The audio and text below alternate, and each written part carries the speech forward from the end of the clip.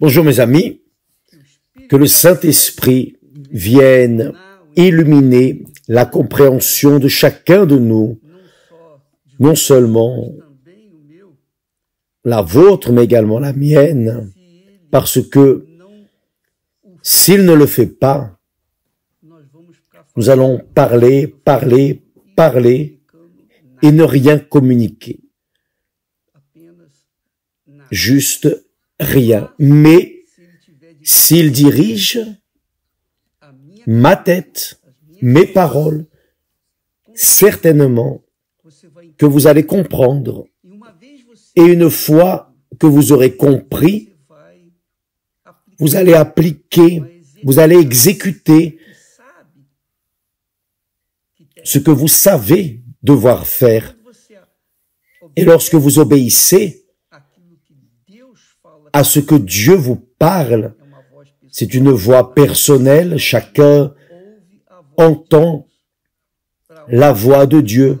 Pour les uns, Dieu parle d'une autre manière, pour les uns, d'une autre manière, mais ceux qui écoutent la voix de Dieu reçoivent la foi d'Abraham, pour qu'alors ils viennent sacrifier, obéir, pour qu'alors ils viennent à moissonner les fruits de l'obéissance. Voyez le secret d'Abraham. Voyez ce que Dieu dit. Faites attention.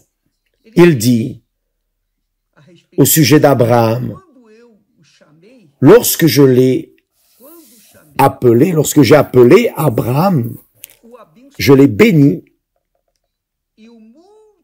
et je l'ai multiplié. Abraham et Sarah n'avaient pas d'enfants. Ils avaient déjà 75 ans, elle 65 ans, et jusqu'à leurs 99 ans, Abraham a attendu la promesse de Dieu s'accomplir. Et lorsqu'il a eu 100 ans, et Sarah, avec 90 ans, elle a engendré. Lorsque je l'ai appelé, ils étaient seuls. C'était un seul, Abraham et Sarah. Sarah et Abraham. Mais qu'ai-je fait? Je les ai bénis et multipliés. Quel est le secret? C'est ce que je voulais vous parler. Quel est le secret de la foi d'Abraham?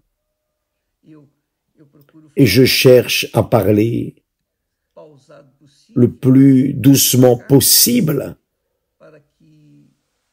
pour que tous viennent comprendre chaque parole. Parce que le Saint-Esprit certainement veut que vous écoutiez sa parole de la même manière qu'Abraham a écouté, a entendu. Abraham a entendu la voix de Dieu. Et qu'a-t-il fait? Il a obéi. Voyez, ce qui est écrit, c'est très fort. Laissez-moi boire un peu d'eau, car la bouche reste sèche et c'est difficile. Très bien. Voyez, le secret d'Abraham. Accrochez-vous à cela, mes amis, et appliquez-le dans votre vie. Vous allez exploser. Vous allez exploser. Peu importe qui vous êtes. Peu importe si vous êtes un détritus. Peu importe. Dieu prend les choses qui ne valent rien, les choses auxquelles personne ne donne de valeur, et il les exalte. Dieu bénit et appelle ceux qui ne sont rien dans ce monde. Donc, le secret d'Abraham, le texte dit en Hébreux, chapitre 11, verset 8, le premier verset, la première phrase. Je ne vais même pas lire le reste pour ne pas mélanger. Je ne vais lire que la première phrase qui dit « C'est par la foi qu'Abraham, lors de sa vocation, obéit. N'est-ce pas intéressant? C'est par la foi qu'Abraham, lors de sa vocation, obéit. Vous savez ce que cela m'enseigne? Cela m'enseigne le suivant, que cela ne sert à rien que je veuille sentir la foi. Ça ne sert à rien que je prenne une décision sur la base de la foi de mon cœur. Si je fais cela, je vais m'exploser. Parce que la foi ne doit pas être sur la base du cœur. Le cœur veut être satisfait avec ses désirs, ses convoitises. Le cœur, c'est la chair. La chair. Ceux qui s'inclinent vers la chair s'inclinent vers la mort. Bien, je peux dire cela parce que j'ai eu une expérience personnelle et je vais même vous raconter la foi du cœur. Une fois, j'ai vu une jeune à l'église. Bien sûr, j'étais célibataire. Et cette jeune m'a plu.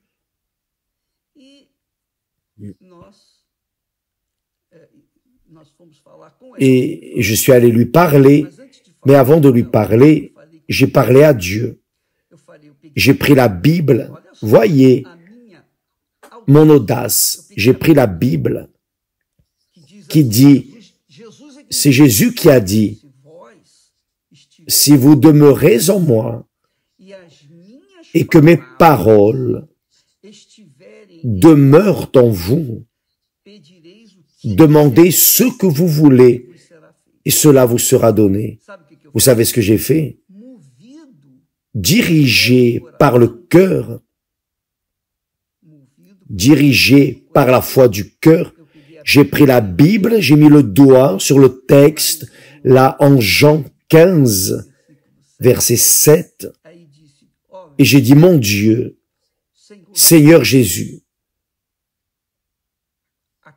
ici il est écrit que si nous demeurons, il a dit, si vous demeurez en moi, et je suis avec toi, je suis avec toi, je suis en Christ, et que tes paroles sont en moi.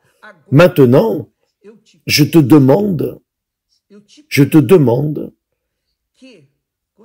que lorsque je parlerai à cette jeune, qu'elle dise oui, quand j'irai lui parler, qu'elle m'accepte. C'est ce que je veux. Point. Et là, je suis allé vers la jeune et je me suis présenté, etc. Et ensuite, je lui ai dit, enfin, j'aimerais, etc. J'aimerais vous connaître. Enfin, je lui ai raconté mes projets. Et à l'instant, elle a accepté. Elle a accepté.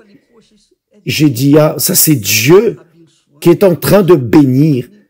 C'est Dieu qui m'a écouté. C'est la volonté de Dieu. Ah, alors, j'ai vibré, j'ai rendu gloire à Dieu.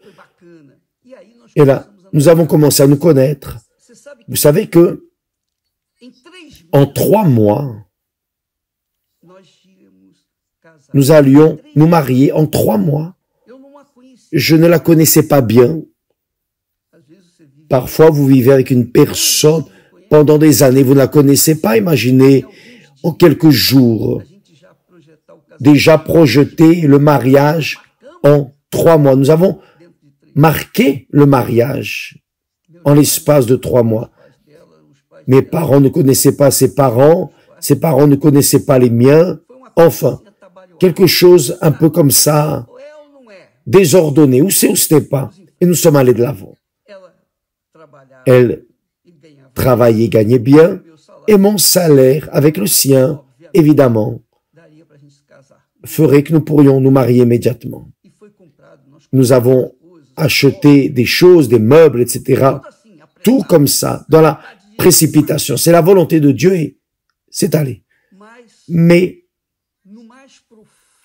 au plus profond de mon âme, j'ai eu la sensibilité de la peur. J'avais un petit doute, tout petit, mais j'ai demandé à Dieu. Le Seigneur a dit, si vous demeurez en moi et que mes paroles demeurent en vous, vous demanderez ce que vous voudrez. J'ai demandé. Le Seigneur m'a donné, donc je vais de l'avant. Mais je n'étais pas absolument convaincu que c'était la volonté de Dieu. C'était la volonté de Dieu pour mon cœur. Mais ce n'était pas la volonté de Dieu pour ma pensée. Dans ma pensée, j'avais des doutes dans mon intellect. Un petit doute. Mais dans mon cœur, il y avait la certitude énorme. Alors nous avons acheté les meubles de la maison, etc., etc. Bien. Très intéressant. Que s'est-il passé?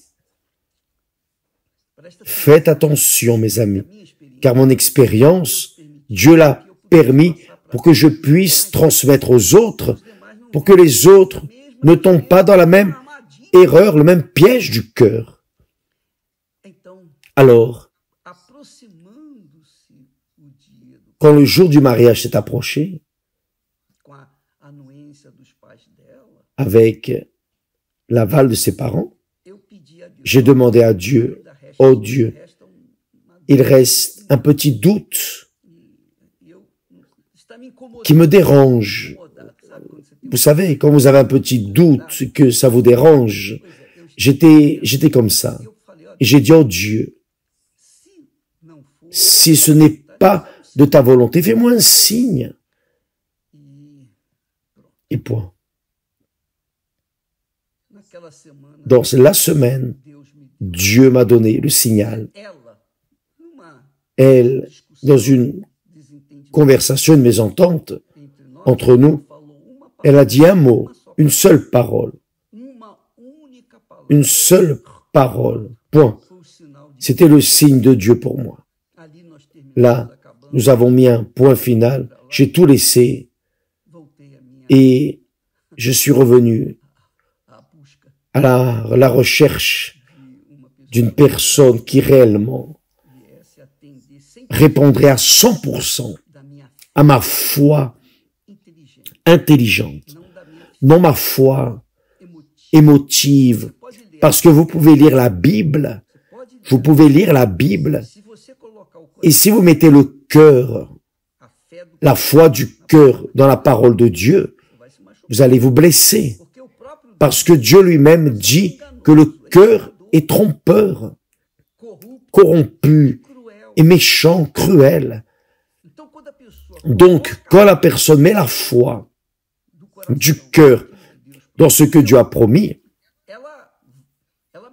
elle plonge, sauf que lorsqu'elle plonge, que voit-elle? Le cœur montre que la personne a été trompée. Le cœur dit, oh, tu vois, tu as fait une chose erronée, tu as fait une mauvaise affaire, tu as fait une alliance fracassée. Pourquoi? Parce que le cœur, mes amis, n'accepte pas de sacrifice. Le cœur n'accepte pas de sacrifier.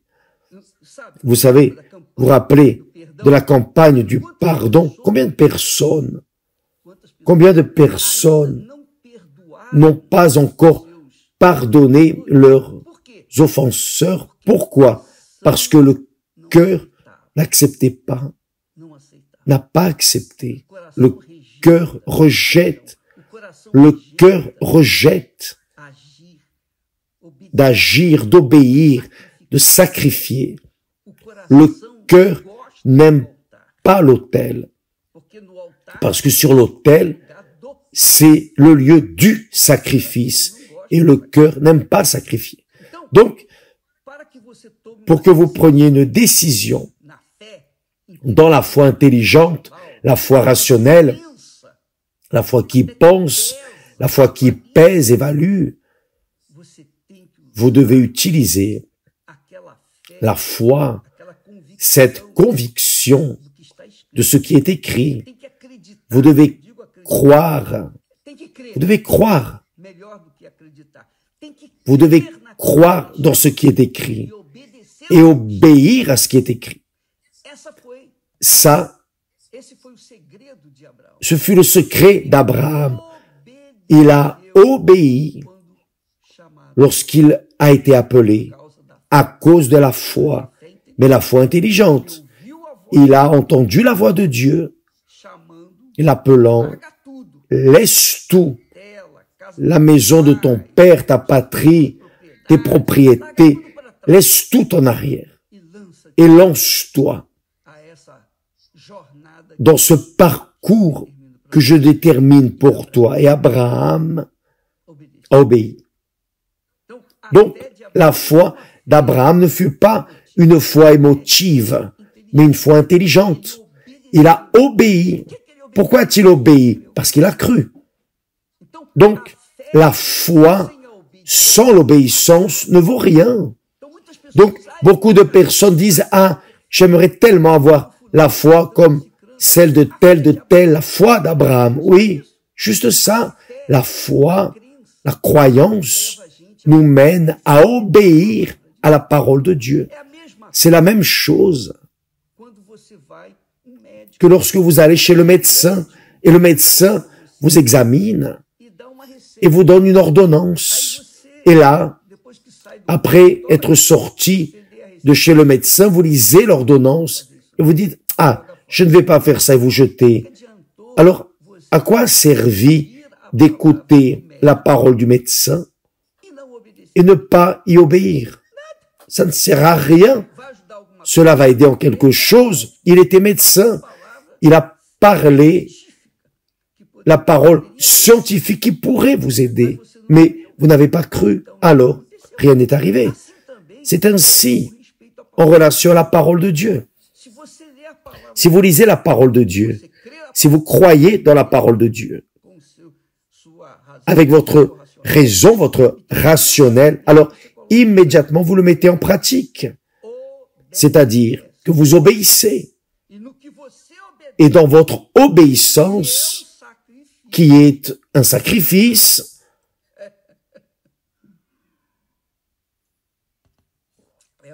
c'est un sacrifice. C'est un sacrifice terrible d'obéir à la parole de Dieu. Car vous ne voyez pas Dieu, vous ne touchez pas Dieu, vous ne sentez pas Dieu. Mais vous écoutez sa parole comme Abraham a entendu. Il a entendu et a obéi, même sans savoir où il allait. Abraham n'avait pas le nord, oh, va vers l'est, l'ouest. Non, Dieu n'a rien dit. Dieu a dit, laisse ta patrie, ta maison de ton père, tes biens, tes propriétés, et va vers le pays que je te montrerai. Il ne l'a pas montré au moment, mais je te montrerai. Quand Abraham a rassemblé ses valises, disons ainsi, et qu'il s'est mis à la disposition d'aller, de marcher, de suivre, lorsqu'il a rassemblé ce qu'il avait, qu'il est parti et qu'il a commencé à marcher, Dieu lui a alors donné la direction. Ça, c'est la foi. C'est un courage, une attitude de courage, un sacrifice. Parce que la foi, mes amis, qui plaît à Dieu, c'est la foi qui obéit. Pour que la personne obéisse, elle doit sacrifier. Elle doit sacrifier. Donc, la foi qui plaît à Dieu englobe d'abord l'obéissance, ensuite le sacrifice, sacrifice. Et où est-ce qu'on fait le sacrifice? Où vais-je faire le sacrifice? Sur l'autel de Dieu. L'autel a été créé par Dieu. Dieu n'avait pas besoin et n'a pas besoin d'autel. Dieu n'a pas besoin de sacrifice. Dieu n'a besoin de rien. Le sacrifice qui est fait sur l'autel, ou l'autel a été fait pour l'homme, non pour Dieu. C'est pour bénéficier l'être humain et non Dieu. Car Dieu n'a pas besoin d'autel, Dieu n'a pas besoin de maison, de temple, Dieu n'a pas besoin d'offrande, Dieu n'a besoin de rien, de dîme, de rien de tout cela. Dieu n'a besoin de rien, mais nous avons besoin de séparer nos dîmes, nous avons besoin de faire nos offrandes, nous avons besoin de sacrifier, car dans ce que nous exécutons, nous obéissons à la direction du Saint-Esprit, alors nous allons vers l'autel. L'autel est la destinée, le destin de ceux qui croient, qui vont vers l'autel, et là, sur l'autel, ils peuvent résoudre tous leurs problèmes. Mais l'autel, il y a le sacrifice. Donc, quand la personne se réclame, se lamente, critique en relation aux offrandes, elle ne critique jamais les offrandes, les sacrifices qui ont été faits, qu'elle a fait dans la sorcellerie, la magie, exaucant les esprits, les entités, faisant toutes sortes de sacrifices. Elle ne se plaint pas. Elle ne se plaint pas de boire, de dépenser tout son argent dans l'alcool, la drogue, une vie déréglée. Elle ne se plaint pas.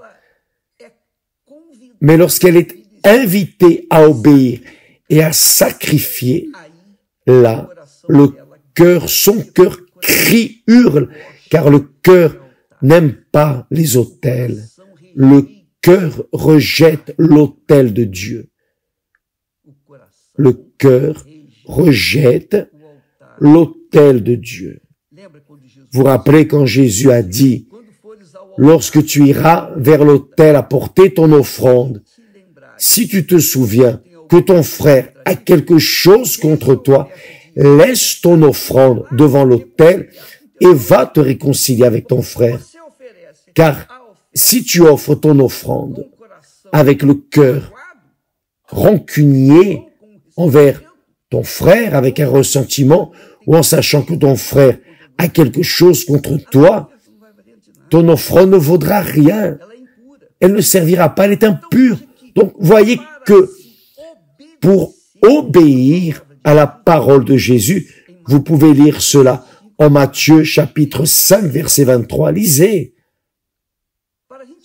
Pour obéir à la parole de Dieu, nous devons sacrifier.